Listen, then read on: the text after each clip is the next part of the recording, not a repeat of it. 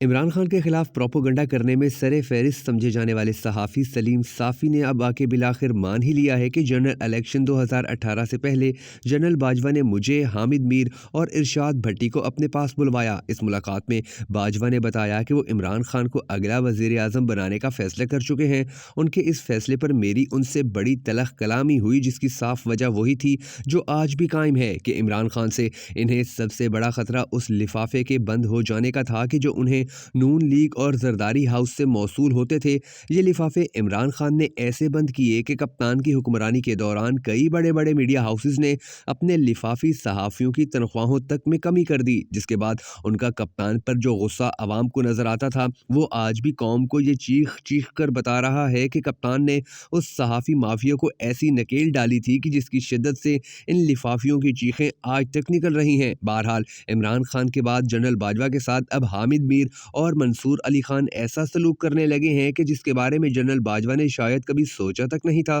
कुछ दिन पहले इमरान खान के खिलाफ नून लीग का नमक हलाल करने वाले मंसूर अली खान के एक वीलॉग का स्क्रिप्ट लीक हुआ, जिसने जनरल बाजवा को मजीद मुश्किलात में मुब्तला कर दिया। बल्कि इसके साथ साथ अब हामिद मीर ने भी जनरल बाजवा को कैसे निशाना बनाना शुरू कर दिया है, जरा दिल थाम कर सुनिएगा। मगर उससे पहले आपने कमेंट सेक्शन में जरूर बता देना है कि आपके नजदीक पाकिस्तान का सबसे बड़ा लिफाफी सहाफ़ी कौन है। उसका नाम कमेंट सेक्शन में ज़रूर लिख दीजिएगा, ताकि जिन लोगों को उसके बारे में अब तक नहीं मालूम उन्हें भी पता चल सके। मैं हूं शकील हैदर और आप देख रहे हैं आपका पसंदीदा चैनल बगा फैक्ट्स। नाज़रीन गिरामी, आपने सलीम साफ़ी का इंकशाफ और इकरार जुर्म तो सुन ही लिया, अब ये भी सुन लीजिए कि 7 दिसंबर से पहले मंसूर अली खान के वीलॉग का एक ट्रांसक्रिप्ट लीक हुआ।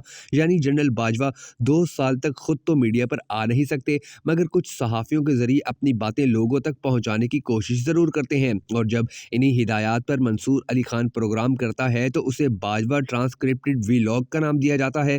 अब जो चंद दिन पहले ट्रांसक्रिप्ट लीक हुआ उसमें लिखा था कि जनरल बाजवा ये कहते हैं कि इमरान खान शुरू में मुझे बॉस कहते थे, मैंने कहा ये अच्छा नहीं लगता, टेक्निकली आप मेरे बॉस हैं। इमरान खान ने मुझे कहा हम पार्टनर्स हैं, मैंने कहा हम पार्टनर्स नहीं हैं, आप बतौर वजीर आजम मेरे बॉस हैं, बराए मेहरबानी ये लफ्ज़ इस्तेमाल ना किया करें। पहली एक्सटेंशन का मुझे मीडिया के जरिए पता चला, दूसरी एक्सटेंशन पर असद उमर ने मुझे फ़ोन किया और कहा कि आप 2 साल के लिए एक्सटेंशन ले लें। 3 से 4 दिन बाद परवेज़ खटक ने फ़ोन पर बात की।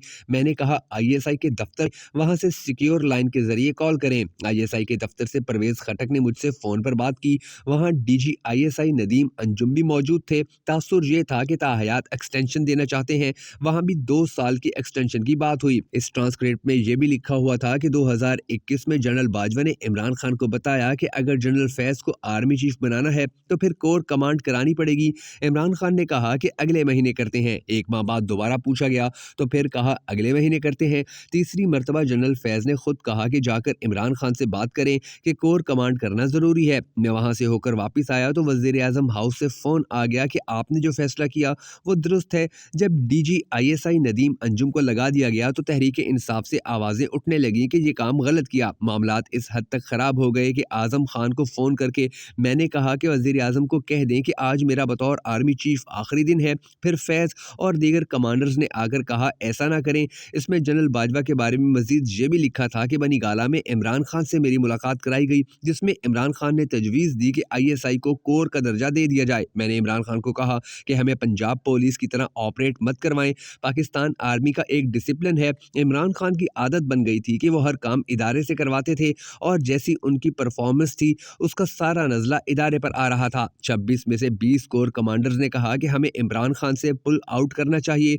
6 ऐसे थे जो कह रहे थे कि नहीं सपोर्ट करना चाहिए। वक्त गुजरने के साथ साथ 6 ने भी कहा कि हमें पीछे हटना होगा। मार्च 2021 में इमरान खान को बता दिया गया था कि अब आपको हमारी सपोर्ट नहीं मिलेगी। जनरल बाजवा के बारे में यह भी लिखा हुआ था कि वो कहते हैं कि मैं खाना काबा में कसम उठाने को तैयार हूं कि नवाज शरीफ से आखिरी गुफ्तगू कलसूम नवाज की वफात पर 4 साल पहले हुई थी और सबसे अहम बात यह कि हमारी इमरान खान से मुतल्लिक गलत राय कायम हो गई थी।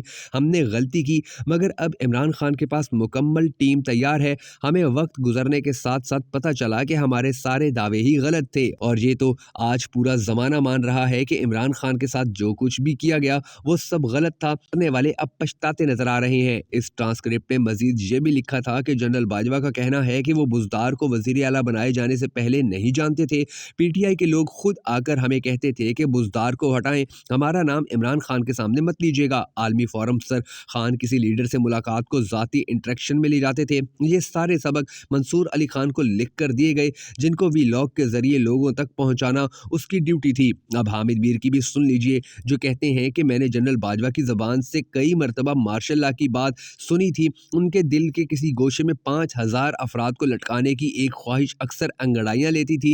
ये ख्वाहिश उनकी ज़बान पर तड़पती, लेकिन फिर वापस दिल में जाकर सो जाती। रिटायरमेंट से कुछ दिन पहले नेशनल डिफेंस यूनिवर्सिटी की एक सिक्योरिटी वर्कशॉप में कई घंटे तक जनरल बाजवा ने खिताब किया। यहाँ भी आगाज़ में उन्होंने यही कहा कि फरवरी 2021 में फ़ौज ने सियासत में मदाखलत न करने का फैसला कर लिया था, लेकिन अगले ही लम्हे कहा कि पाकिस्तान में मार्शल लॉ लगाना बहुत आसान है और हमारे पास हर वक्त उन लोगों की फहरिस्तें तैयार रहती हैं कि जिन्हें मार्शल लॉ लगाने के बाद गिरफ्तार करना होता है। हामिद मीर कहता है कि जनरल बाजवा ने मुझे मुखातिब करते हुए कहा कि कभी आपका नाम हमारी फहरिस्त में शामिल हो जाता है और कभी ड्रॉप हो जाता है। इस दिन उन्होंने मीडिया पर बहुत गुस्सा झाड़ा और कहा कि जब भी हम मकबूजा इलाकों का मसला हल करने के करीब पहुंचते हैं तो आप लोग इन इलाकों की फरोशी की बातें करने लगते हैं। हम पे जनरल बाजवा ने ये इल्ज़ाम भी लगा दिया कि हम लोग भारी तनख्वाहें लेते हैं और टैक्स भी अदा नहीं करते। जनरल बाजवा तकरीबन हर मुलाकात में हमारी तनख्वाहों पर ज़रूर गुफ्तगू करते थे और अक्सर उनकी इन्फॉर्मेशन गलत ही साबित होती थी। उस दिन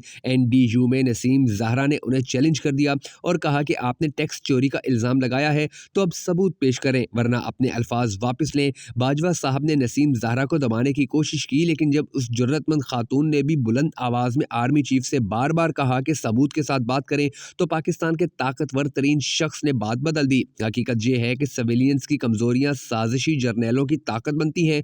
नसीम ज़हरा की कोई कमजोरी जनरल बाजवा के पास ना थी, लिहाजा उन्होंने 1 मिनट में बाजवा साहब को भी चुप करवा दिया। उस दिन बाजवा साहब ने यह एतराफ़ भी कर लिया कि फ़ौज बहैसियत इदारा न्यूट्रल हो चुकी है, लेकिन उन्होंने ज़ाती हैसियत में इमरान खान को समझाने की काफ़ी कोशिश की। बाजवा साहब एक ज़माने में शहबाज शरीफ को भी बहुत समझाया बुझाया करते थे। 2018 के इंतखाबात से कबल एक दिन जनरल बाजवा ने उस वक्त के DG ISI general Naveed Mukhtar और उनके नायब फैज़ हमीद की मौजूदगी में शहबाज शरीफ से कहा कि अगर आप वज़ीर आज़म बन जाएं तो आपकी काबीना में कौन कौन शामिल होगा। शहबाज शरीफ को समझ आ गई कि मेरे साथ डील करने की कोशिश की जा रही है।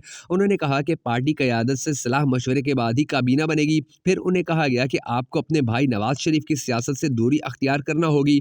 ये वो लम्हा था जब शहबाज शरीफ एक छोटी सी हाँ कह देते तो वज़ीर आज़म बन सकते थे, लेकिन उन्होंने तीनों जर्नैलों को साफ बता दिया कि वो हमेशा से फ़ौज के साथ मफाहमत के हामी रहे, लेकिन वो नवाज शरीफ का साथ नहीं छोड़ेंगे। अर्ज़ ये करना है कि जनरल बाजवा ज़ाती तौर पर इमरान खान को वज़ीर आज़म नहीं बनवाना चाहते थे, लेकिन शहबाज शरीफ के इनकार के बाद इमरान खान उनकी मजबूरी बन गए। इमरान खान ने बाजवा के साथ चलने की हर मुमकिन कोशिश की। जनरल बाजवा ने कहा कि असद उमर को वजारत ख़जाना से हटाकर हफीज़ शेख को ले आओ। खान साहब मान गए। जब बाजवा साहब ने कहा कि उस्मान बुज़दार को पंजाब की वजारत आला से हटा दो तो खान साहब नहीं माने और फिर सारी बात यहीं से बिगड़ी। खान साहब का ख्याल था कि तहरीक अदम एतमाद के पीछे बाजवा साहब हैं। ये उनकी सबसे बड़ी गलतफहमी थी। तहरीक अदम एतमाद के मास्टरमाइंड आसिफ अली जरदारी थे, जिन्होंने शहबाज शरीफ को अपना उम्मीदवार बनाकर खुद बाजवा को हैरान कर दिया। बाजवा साहब ने आखिरी वक्त तक इमरान खान को बचाने की कोशिश की, यहाँ तक कि एक रिटायर्ड ब्रिगेडियर को बलोचिस्तान अवामी पार्टी के रहनुमा खालिद मगस्सी के पास भेजा